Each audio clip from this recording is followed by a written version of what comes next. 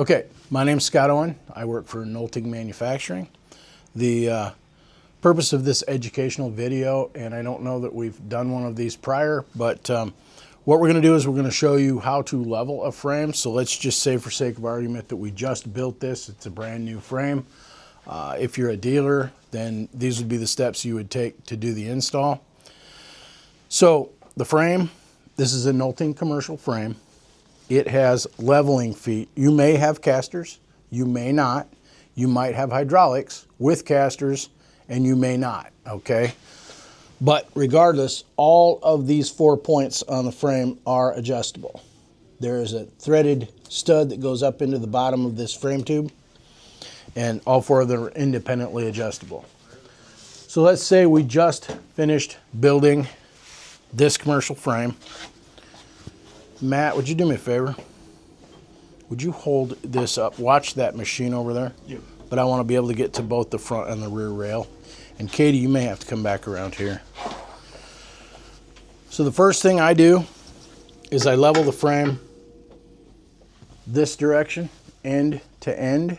And to do that, I check both of these main rails. The reason I do that is because you can get a twist in the frame, and you don't want that.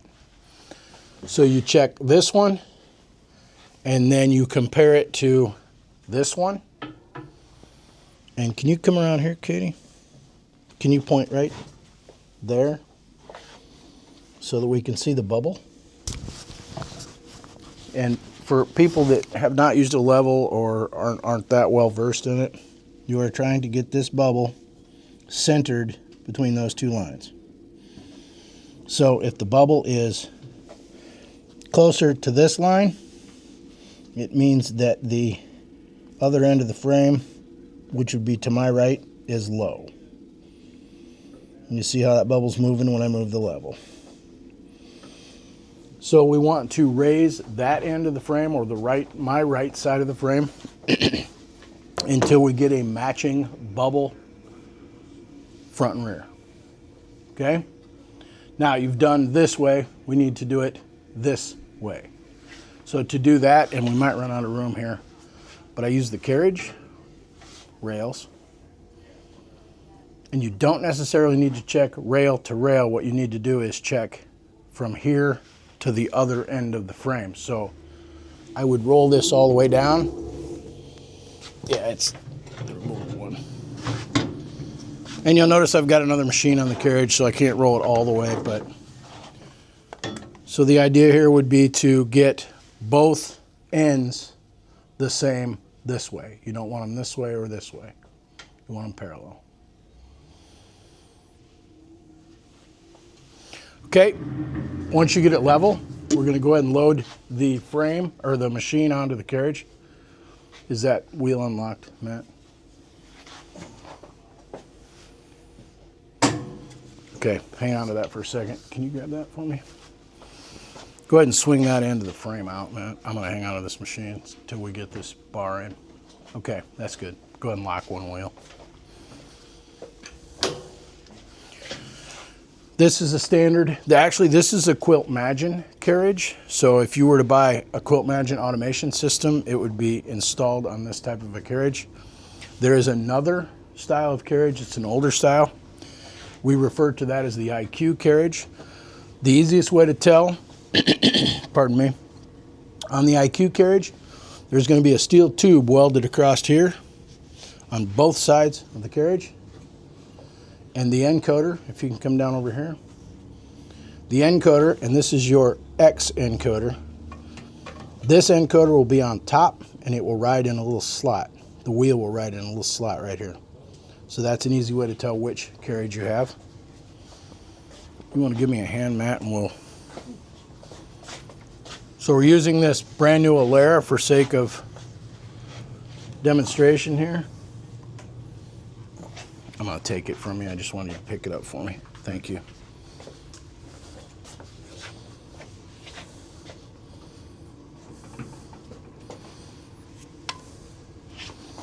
Can you come around to this side, Katie?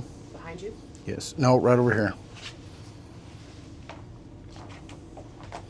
So what we're looking at here is the Y encoder. We just put the rubber band on them for traveling reasons to keep them up out of the way and safe. The proper way to install this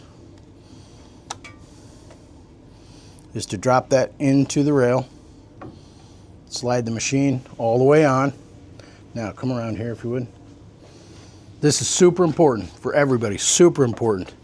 There's a toggle lock on the carriage. You want to make sure it's adjusted correctly before you do this, because what you're going to do is lock that down, and that's going to keep the machine from moving in this direction. Please understand, everybody out there, nothing is keeping this machine from falling off of this carriage right now.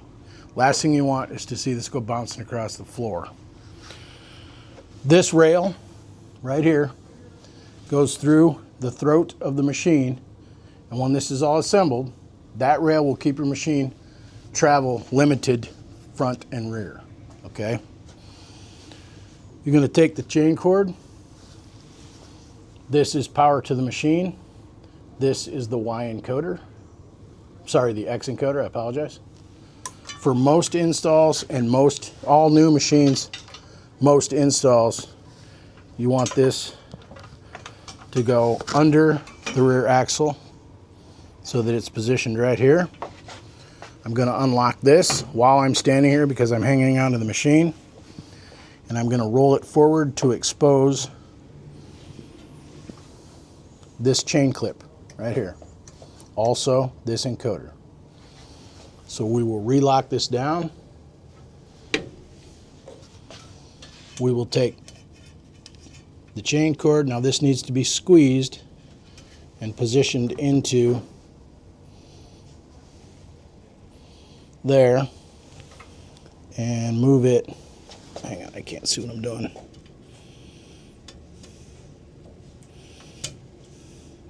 In between there.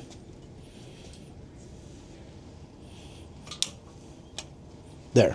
See, it's locked in, and I will show you an easy way to remove that in the second portion of this. You will plug in your encoder. Very important, you want to hear it click. Hopefully you got that on the mic. Oh, yeah. Okay. Kind of pull this down, and then for the sake of this video, we're not going to plug it into the power box because I don't have this one wired, but typically this would go in that hole there. The faceplate would come off. You would hook up the wires inside. We'll do that in a different video. But for this video, we're going to plug it into a show cord, and then this would plug into the wall. Now what we're going to do is we're going to put the rail in. What are we hooked on? There. Got it? I'm going to roll the machine back over here, lock this back down. We're going to roll this all the way down here.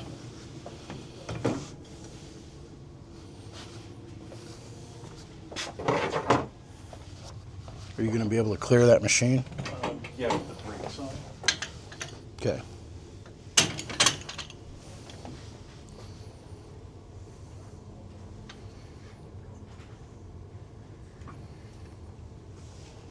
Take it. Yep, there you go. Yep, nope, I got to put mine in first. Okay. Katie, watch this end down here. We typically only take one pin out on one end only. So Matt's going to lift that bar up and pull it down. I will feed this onto here.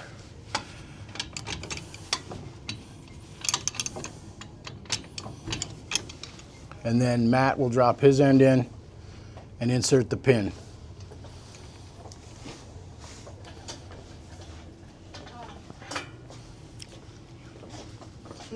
So now that the pin is in, and there is a screw here, goes in there to capture this. So for an install, you would definitely be putting the screw in and snugging that down. And that keeps this in place. Now, I'm going to roll the carriage back up, and I'm going to show you. Here, let's tighten the fabric up, Matt.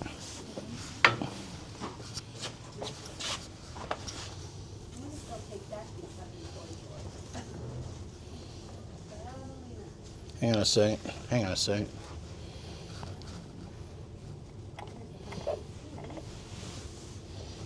There we go.